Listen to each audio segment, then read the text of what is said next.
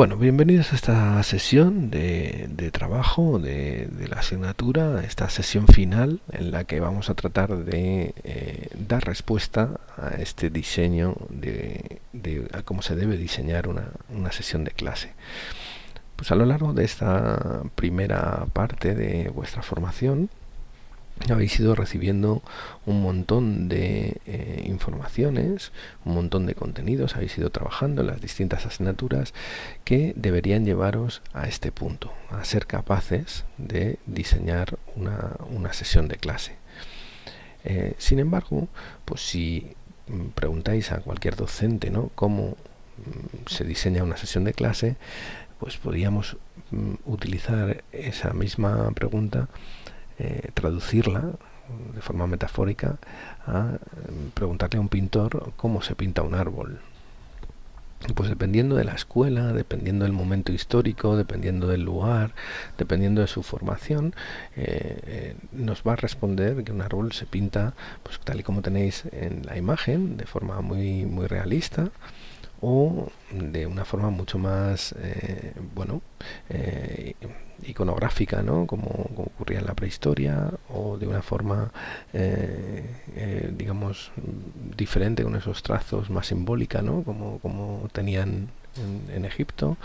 O bueno, si dibujamos en un fresco en la pared, ¿no?, pues lo tenemos así, o una lámina que va a servir para ilustrar un libro de poemas en Japón, o tenemos esos dibujos en las iglesias románicas, o esos dibujos más impresionistas o cubistas, o más abstractos, ¿no?, de cómo se debe pintar un árbol. Bueno, pues para un docente es exactamente lo mismo. ¿Cómo se debe diseñar una clase, ¿no? Pues en este caso, si volvemos a esa pregunta inicial que daba origen a esta presentación final, ¿no?, de la asignatura, ¿cómo se diseña una clase? Pues lo que no debemos caer, desde luego, es en ser esclavos de una corriente didáctica, de una corriente metodológica, o de un determinado recurso. Debemos entender que todas las clases que se plantean son interesantes, y que en muchos casos pues llegan a un determinado tipo de estudiante y a una determinada forma de aprender. Entonces, el método que vamos a plantearos nosotros no pretende generar escuela o ser la única forma posible, sino que es solo una de las formas que podemos tener. En general, a nosotros nos gusta hablar de el profesor como una persona que tiene que generar, cuyo trabajo principal es generar situaciones de aprendizaje interesantes para los estudiantes. En ese sentido, pues el profesor tiene que tener los ojos puestos, un ojo en una orilla y el otro ojo en la otra orilla, o dicho de otra forma, pues un ojo en la legislación, en lo que hay que enseñar, en la legislación que me pide, y el otro ojo en la clase, en aquellos estudiantes que tengo delante y que necesitan aprender. Entonces, el profesor es el encargado de generar esa situación que completa el trayecto entre lo que tiene que aprender el estudiante y entre las características del grupo, la clase o la forma. Entonces tiene que generar esa situación, y para generar esa situación pues el profesor debe tener en cuenta pues que hay una serie de restricciones que son fruto de la sociedad, de la institución en la que está, que hay una serie de características de los estudiantes que tiene delante y que variarán de año en año, que hay una serie de imperativos legales que están recogidos en el currículo, y que ese profesor además tendrá también unas creencias acerca de lo que es las matemáticas y cómo deben ser enseñadas. Pues esas situaciones de aprendizaje, pues para generarlas el profesor debe organizar el aula, elegir una metodología, elegir una serie de recursos y medios, y generar una situación de aprendizaje que integre todos estos elementos. Por tanto, no va a haber una metodología, una organización privilegiada, un recurso o un medio privilegiado, sino que dependerá de los alumnos a los que me estoy dirigiendo, del contenido que quiero trabajar o de las distintas restricciones. Una restricción muy evidente y en la que a veces no caemos es que no es lo mismo dar clase un viernes a última hora que un lunes a primera. Y eso es una restricción importante, y la situación de enseñanza-aprendizaje que vamos a poder generar en un momento u otro pues va a ser diferente. Por tanto, si programamos de forma ciega, si no tratamos de tener en cuenta este tipo de cosas, pues nos vamos a topar con que vamos a generar situaciones de aprendizaje que son ineficaces, y el puente que teníamos va a quedar inacabado. Va a ser un puente que no va a conseguir conectar ese saber enseñar con ese saber aprender o saber enseñado, ¿no? Dicho eso, pues vamos a plantearos un método, en este caso un método de 5 fases, que son 5 elementos o 5 momentos que vamos a tener que tener muy en cuenta a la hora de diseñar. El primero de ellos es que sin la atención, sin tener la atención del estudiante, no hay aprendizaje. La atención es un mecanismo que controla y orienta la actividad consciente, y por tanto, si la atención del estudiante está en el siguiente examen de la siguiente hora, si está en algo que ha sucedido o que está sucediendo en el patio, si está en una nota que está intercambiando con otro estudiante, si está en un aviso que le llega del móvil o cualquier otra circunstancia, en un compañero que está hablando, etcétera, pues es muy difícil que se produzca el aprendizaje. A mí me gusta ver la atención como una puerta que cuando está cerrada y no tiene el docente la atención, pues no es posible hacer nada más. Entonces entiendo que es la primera gran puerta, ¿no?, que hay que cruzar, y entiendo que es importante que dediquemos 1 o 2 minutos y que utilicemos alguno de los complementos que hemos ido viendo a lo largo de esta primera parte de nuestra formación para generar una situación que capte la atención del estudiante.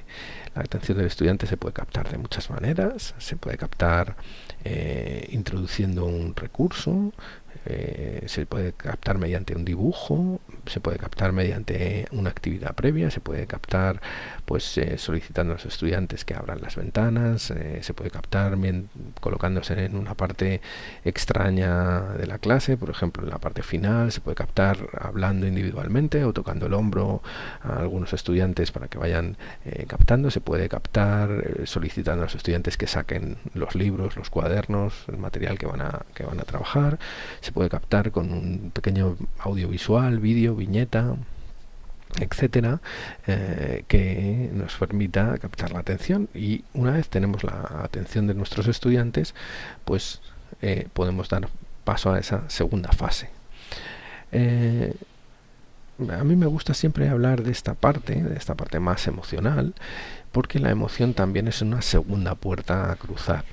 La emoción, pues en función de la emoción, el estado emocional que tengamos en la clase, va a interferir o va a favorecer las situaciones de aprendizaje. Por tanto, pues si la emoción que domina la clase en ese momento pues es una situación de temor, de peligro, de amenaza, de incertidumbre, de ansiedad, etcétera, pues va a ser difícil frente a esas situaciones o esas emociones mucho más interesantes para la educación, que son pues la curiosidad, la alegría, la creatividad, etcétera, ¿no? Entonces son emociones interesantes que conviene trabajar de un modo muy general. Y aunque es un aspecto que no hemos trabajado directamente, sí que me gustaría recordaros un poco este esquema que es el que domina. Es decir, las experiencias que vamos viviendo en nuestro día a día van generando en nosotros unas creencias, y las creencias que tenemos pues hacen que tengamos una actitud u otra ante las distintas tareas, y esa actitud muchas veces hace que interpretemos los estímulos que se nos proponen con una determinada carga emocional. Dicho de otra manera, pues las creencias son aquellas verdades indiscutibles que se han derivado de la experiencia. Es algo que es una fantasía individual, o sea, muchas ocasiones no son objetivas, y en general nos permiten organizar y filtrar la información recibida y ir construyendo nuestra noción del mundo. Es una cosa que se forma en el largo plazo, ¿no? Y que se va formando gota a gota y demás. Lo que sí que está claro es que las creencias predisponen a trabajar con una actitud más positiva o más negativa ante el aprendizaje, y estas actitudes, que dependen de las creencias de fondo, pues son muy estables en el tiempo. Normalmente los estudiantes suelen mantener una actitud o positiva o negativa hacia la asignatura de forma estable a lo largo del curso. Sin embargo, no debemos caer en el pesimismo, y debemos ser conscientes que esas actitudes son adquiridas, que han surgido en el tiempo, y que es importante que nosotros cuidemos para evitar que, como aparece en la diapositiva, pues según van avanzando en el tiempo, en la edad, en su etapa escolar, los estudiantes van teniendo una actitud más negativa hacia las matemáticas. Y las emociones a veces son algo que no sabemos bien si está pasando o no, son respuestas internas de sucesos, son cosas que nuestros estudiantes están sintiendo y que dan o dotan de una carga o de un significado positivo o negativo al estudiante. Entonces, un poco recorriendo esa idea, pues nosotros en clase debemos de tratar de generar emociones que sean positivas, agradables, que favorezcan que la experiencia que va a ocurrir en la clase pues sea una experiencia amable para el estudiante, una experiencia interesante para el estudiante, y que le refuerce en esas creencias positivas hacia su capacidad, hacia la dificultad de la disciplina, etcétera, y que le lleven a tener una actitud agradable o interesante, positiva, ¿no?, ante lo que va a ocurrir.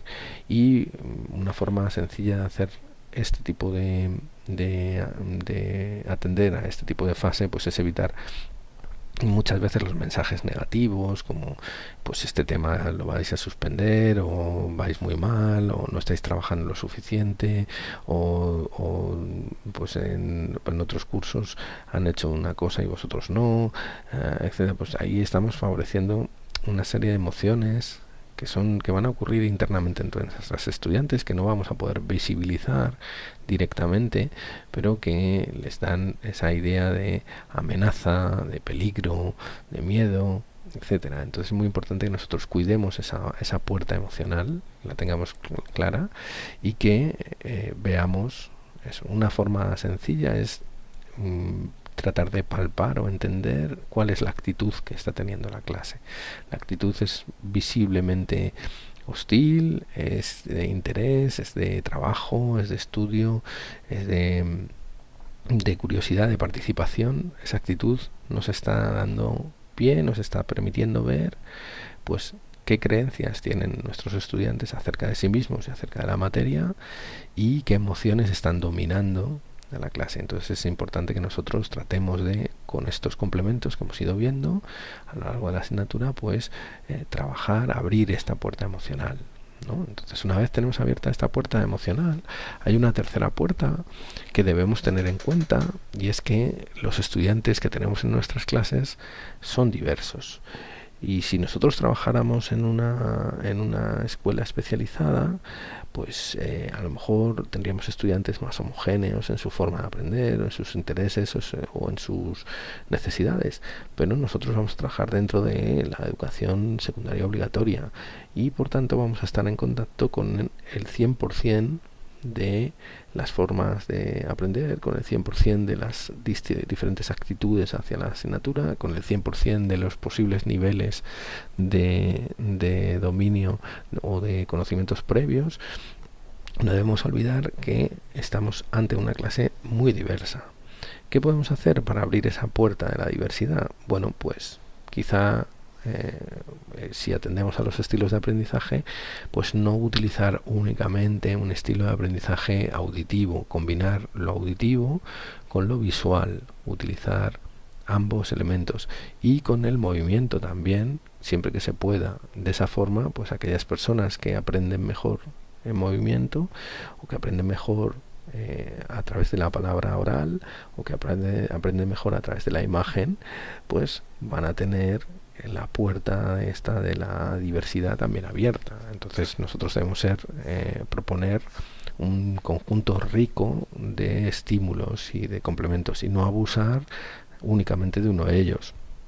Si lo preferís, pues podemos hacer un poco uso de la teoría de las inteligencias múltiples de Gardner, donde nos recuerda que los seres humanos pues somos o tenemos, ¿no? La inteligencia es una combinación de todas estas y que aparecen en la imagen, y que por tanto todas las personas somos singulares porque somos de alguna manera una combinación de capacidades en estas áreas, ¿no? Entonces, si en nuestras clases proponemos actividades que supongan la exposición oral o la comunicación entre personas, si proponemos actividades que tengan algún elemento más musical o corporal, si proponemos en un momento dado situaciones relacionadas con los contextos cercanos o con las imágenes o con la capacidad de autoevaluarse, de ser capaz de dominar el propio proceso, ¿no? Pues este tipo de cosas va a ayudar a que se supere esa puerta. Lo que sí que sabemos seguro es que en general el sistema educativo no es neutral, que favorece más a aquellos alumnos que aprenden mejor desde la teoría y desde la reflexión, y que por tanto, pues para que haya una cierta justicia educativa, pues debemos de abordar nuestras clases desde varios puntos de vista, varias metodologías, etcétera. Un poco, y haciendo uso de esta viñeta, ¿no?, que hemos usado ya en ocasiones o que es bastante conocida, pues no podemos pedir a todos los estudiantes que para que sea justo pues el examen sea igual para todos, que aquí me gustaría entender el examen de una forma amplia, ¿no?, que las clases sean iguales para todas. Para que sea justo un sistema debemos hacer clases diversas, que utilicen una variedad de recursos, una variedad de complementos, y de esa forma estaremos más cerca de atender esa diversidad. Teniendo en cuenta estas tres fases, lo que serían la fase de la atención, de la emoción y la diversidad, bueno, pues estamos ante el momento de, digamos, más técnico. Podríamos haber empezado la presentación casi desde aquí. Yo os voy a proponer la teoría de los momentos de estudio, que proviene de la teoría antropológica de lo didáctico, que es una corriente didáctica de las matemáticas, en la que se definen una serie de momentos que deberían estar en el estudio, en el proceso de estudio de un determinado tema o de una determinada obra matemática. Estos momentos no tienen por qué ser lineales, pero es importante que cuando diseñemos una clase tengamos claro, una sesión, qué momento es el que va a dominar la clase. Podemos presentar y diseñar la clase para evaluar o para presentar por primera vez un determinado objeto. Depende de ese momento de estudio que queramos trabajar, van a ser más o menos interesantes unos complementos, unos recursos, unas metodologías u otros. Entonces no se trata de en una misma clase recorrerlos todos, sino más bien de que a lo largo de nuestro diseño de esas unidades didácticas o de esos bloques de contenidos, pues nos aseguremos de que vamos trabajando estos momentos en el tiempo. Entonces mi propuesta a la hora de cómo generar una clase es que primero invirtamos unos minutos en asegurarnos que tenemos la atención y una determinada actitud y una determinada ambiente emocional adecuado. Y eso se puede hacer durante 5 minutillos en la clase, se puede hacer recordando lo que se ha visto en 10 sesiones previas, utilizando algún material motivador, captando la atención de las diversas maneras, que presentemos nuestras clases de forma diversa a lo largo del tiempo. No hace falta que en una misma clase se utilicen todos los estilos de aprendizaje, las distintas inteligencias, etcétera, pero que sí que tengamos en cuenta ese elemento, que tenemos que atender a la diversidad y que por tanto pues debemos cambiar nuestra forma de presentar los temas siempre que sea posible. Y sobre todo, que una vez superadas esas puertas, el momento central de la clase, esos media hora, tengamos muy claro el momento de estudio que queremos trabajar. Vamos a ir viendo qué son estos momentos de estudio. El momento del primer encuentro sería cuando diseñamos una sesión en la que vamos a presentar una determinada obra matemática por primera vez. En general, ese momento es un momento clave y que va a determinar en gran parte el trabajo posterior. Y no debemos menospreciar ese primer contacto. Entonces es importante que cuidemos y que presentemos los objetos matemáticos con los que vamos a trabajar, los contenidos matemáticos con los que vamos a trabajar. Cuando los trabajamos por primera vez, pues dediquemos una sesión, sobre todo pues a presentar esos contenidos por primera vez, a visibilizar esos contenidos, a plantear situaciones contextualizadas donde esos contenidos puedan aparecer, etcétera. Es importante porque en función de el ambiente del trabajo, del interés que seamos capaces de despertar en nuestros estudiantes acerca de su utilidad, acerca de su dificultad, acerca de su validez como contenido a lo largo del tiempo, vamos a poder tener un trabajo u otro en el tiempo. En ocasiones, pues este momento del primer encuentro ya se dio en un curso pasado y estamos simplemente viendo un contenido que ya ha sido visto por muchas veces anteriores. Entonces, bueno, pues en esos casos a veces es más difícil presentar ese objeto por primera vez, pero no debemos olvidar que en el aprendizaje pues no todos los alumnos llevan el mismo ritmo y que aunque ya hayan visto ese objeto matemático en otros cursos, pues nosotros podemos invertir algo de tiempo en generar un encuentro que para algunos no será la primera vez, pero que para otros sí puede serlo por su nivel anterior, porque en esa sesión anterior no estuvieron del todo atentos, o porque no llegó el aprendizaje por alguna cuestión. Entonces es importante que eso, y esta sería una de las posibilidades que tenemos para plantear nuestra sesión. Nuestra sesión va a ser una sesión en la que se vea por primera vez el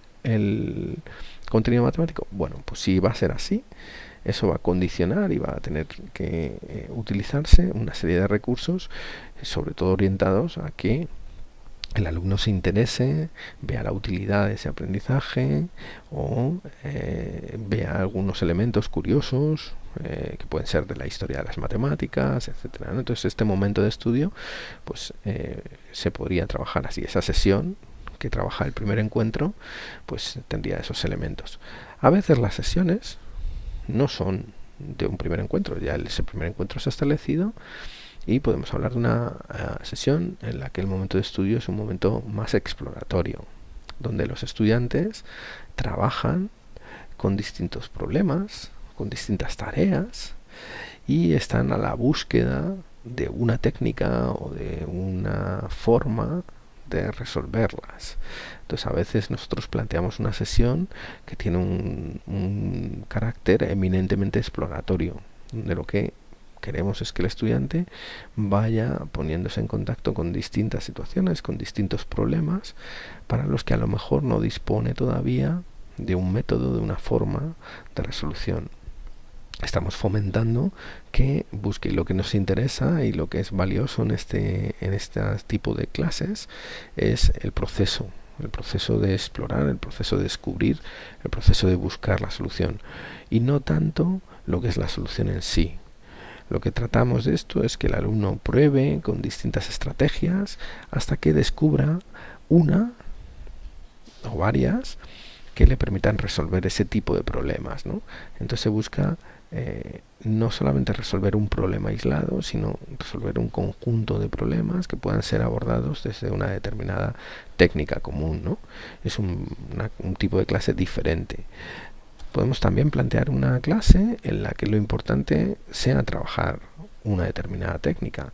Es decir, a lo mejor los estudiantes ya dominan una técnica de resolución y lo que planteamos en nuestra clase es una clase en la que buscamos practicar esa técnica, buscamos ver hasta dónde es posible aplicarla, ver algún ejemplo donde la técnica empieza a no ser válida y reelaborarla y ponerla a punto de tal forma que los estudiantes puedan hacer el uso más eficaz y fiable posible de la misma. Entonces hay clases en las que vamos a invertir tiempo en trabajar esas técnicas, ¿no? de eso, y para eso pues vamos a tratar de plantear complementos, ejercicios o recursos que vayan un poco en esa línea de trabajar la técnica, ¿no? Y lo que queremos es perfeccionar. En ocasiones nuestras clases van a tratar de justificar la técnica dentro de un bloque o de un entorno más amplio. Es decir, en muchas ocasiones los estudiantes, y haciendo ahí un poco uso de la imagen, pues han trabajado con tejados, con puertas, con ventanas, con chimeneas, pero no han terminado de integrar todo eso en un elemento común, ¿no? Entonces, lo que queremos en este caso es que el estudiante vaya integrando las distintas tareas, técnicas, problemas que ha ido trabajando dentro de un bloque común. Lo que estamos intentando es de alguna manera especificar. En el enfoque clásico, este momento de estudio era el primero que solía darse, ¿no? Llegaba el profesor, hablaba, estamos dentro de la geometría y ahora pues voy a explicaros algunos elementos, pues como el teorema de Tales, que tal, demás. Es decir, se daba una aproximación en los modelos más deductivos, pues este proceso suele ser el primero, ¿no? Y luego a partir de ahí, pues ya el profesor planteaba una serie de ejercicios que se deducían o se podían trabajar desde el momento anterior.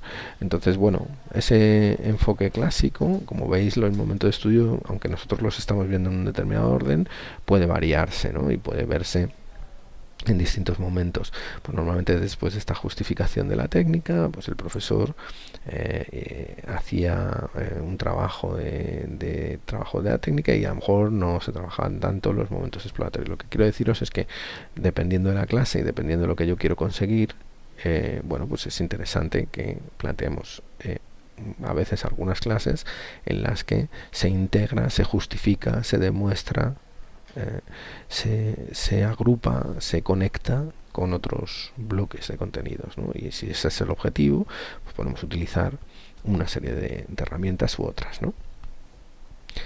De la misma manera, hay momentos en los que es necesario institucionalizar.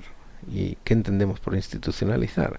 Bueno, pues es necesario fijar aquello que debe permanecer en el tiempo y separarlo del proceso que hemos seguido a la hora de construir.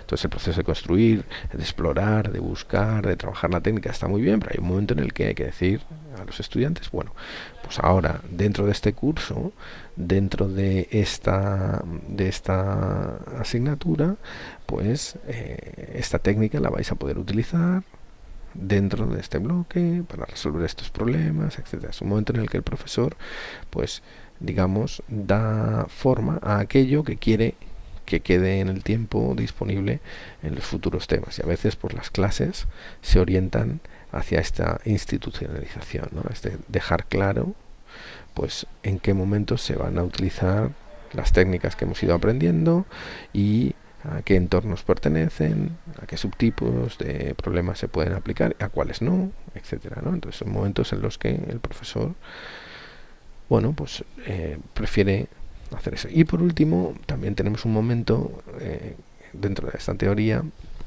en el que debemos evaluar tanto el proceso de asimilación que han tenido nuestros estudiantes como si el proceso de estudio ha sido adecuado para ese curso, para esa institución concreta. No es lo mismo la universidad que el instituto, que la educación primaria o infantil. Entonces es importante que nosotros evaluemos si ese proceso de estudio ha sido suficiente, si necesita más tiempo, etcétera, y si en qué medida los alumnos han integrado ese conocimiento. Es un momento en el que invertimos una sesión o generamos una sesión para hacer balance, para hacer un balance que puede ser un examen, pero que también puede ser una coevaluación, que también puede ser una autoevaluación, que también puede ser el momento en el que se hacen determinadas presentaciones, el momento en el que los alumnos, mediante una clase de dudas, pues nos permiten ver su grado de asimilación, etcétera. Es un momento, una clase que puede estar dominada por el momento de la evaluación.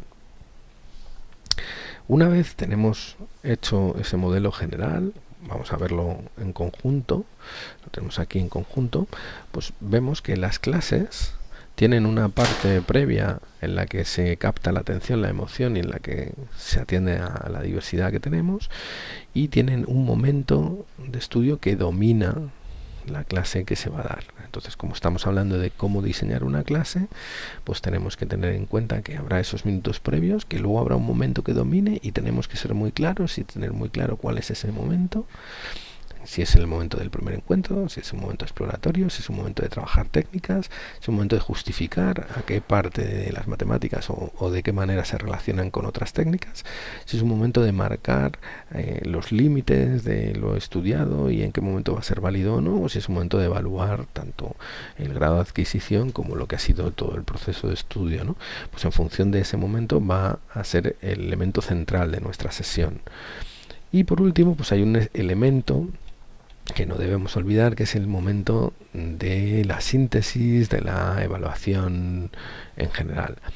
Y este momento pues conviene hacerlo en todas las sesiones. Es decir, aunque podamos hacer una sesión en la que el momento que domine sea la evaluación, conviene que todas las sesiones tengan una pequeña fase en la que damos cabida a la evaluación de lo que ha ocurrido durante esa clase. Y en ese sentido, recordaros pues que la evaluación en educación puede ser una evaluación inicial que hacemos para conocer el nivel de nuestros estudiantes, los conocimientos previos. Puede ser una evaluación del proceso. Entonces hacemos una evaluación en la que medimos cómo están asimilando nuestros estudiantes determinados contenidos con el objetivo de cambiar o no el proceso que tenemos diseñado. Y esas evaluaciones procesuales no tienen por qué llevar asociadas una nota. A veces uno simplemente pone un ejercicio, lo recoge, simplemente para saber si puede avanzar en el temario o no. Y bueno, pues debe haber algún momento en el que haya esa evaluación final, ¿no? Que sí que puede hacer. Aquí, pues quizá lo más interesante es que puedo deciros es que hay que tener cuidado con los sesgos que nosotros mismos tenemos. Tendemos a evaluar mejor a la gente que aprende y se parece a nosotros, y tendemos a evaluar peor pues aquellas personas que son muy distintas a cómo somos nosotros y a cómo aprendemos nosotros. Entonces, bueno, pues hay que tener un poquito de cuidado con los sesgos, y en esta última fase de reflexión, de trabajo, de recopilación, de vuelta a la calma, ¿no? Después del trabajo principal, pues plantear también situaciones que no favorezcan a un tipo de estudiante en concreto, y que puedan favorecer a todos. Si hay personas muy tímidas y siempre preguntamos en voz alta, pues vamos a dejar de lado a esas personas, ¿no? Entonces, bueno, pues a eso me refiero con ese ojo con los sesgos. En general, pues tenéis algunas ayudas que son interesantes. Es el momento del diseño de la sesión en el que es bueno recordar pues los criterios de evaluación, los estándares de aprendizaje evaluables que marca la legislación. Pues pueden ser ayudas que nos permitan establecer hasta qué punto se ha conseguido, pero también puede ser el momento en el que pues planteamos si realmente estamos haciendo una evaluación algo más competencial. Es un momento en el que a lo mejor puede ser interesante conectar lo visto durante la sesión con la vida real, o plantear un contexto en el que se movilice ese contenido y demás. Entonces, pues es interesante que lo tengáis en cuenta, ¿no? En general, pues esa evaluación pues os recomiendo que sea siempre formativa, que se produzca en varios momentos durante la sesión, que sean varias las personas, ya sea el profesor, los compañeros o el propio estudiante el que se evalúe, que en general evitemos negativizar los errores, que valoremos siempre que sea posible las soluciones originales o diferentes a las que se están trabajando dentro del aula y que son correctas también, que evaluar no siempre es examinar, y que en general pues no son solo contenidos, que también hay competencias. Entonces, que esta fase no es necesario hacerla al final únicamente, se puede hacer también en otros momentos, pero es importante que esa fase esté siempre presente dentro de nuestro diseño, ¿no? de clases. Y sí, a modo de resumen, pues me gustaría que el gran resumen de este primer bloque de asignaturas es que creo que tenéis muchos complementos, tenéis muchos recursos, tenéis muchas ideas en la cabeza, tenéis mucha información, pero que en general tenemos que hacer uso de ellas, que tenéis la caja de herramientas ya bastante llena y que es importante que no os limitéis a hacer algoritmos, que no os limitéis a cambiar unidades, que no os limitéis a calcular áreas, que hay otros bloques muy interesantes como la estadística, la probabilidad, que son interesantes, que en general siempre que sea posible pues es bueno trabajar en contexto, trabajar cooperativamente, utilizar el juego, utilizar problemas estructurados y no estructurados, etcétera. Y un poco a modo de resumen, pues tenemos esa pirámide que hizo Ángel Alsina, y que al igual que la pirámide alimenticia pues plantea una serie de cosas que se deben consumir todos los días y una serie de cosas que se deben consumir con precaución, ¿no? O con cautela. En este caso, lo que se debe consumir todos los días, lo que debemos intentar que esté siempre en nuestras sesiones, siempre que sea posible, pues son todas esas situaciones cotidianas, esa matemática contextualizada. Y lo que debemos intentar consumir con frecuencia pues son los recursos, los materiales que nos permiten trabajar esos conceptos, los juegos, etcétera, y ya con más moderación pues esos recursos tecnológicos, esos libros cerrados de la asignatura y demás, ¿no? Entonces en nuestras sesiones es interesante, y ese es el enfoque que os planteamos, que utilicéis este tipo de recursos. Así que nada, por mi parte nada más, daros las gracias por haber participado en la asignatura y desearos mucha suerte en el futuro segundo semestre y en los exámenes.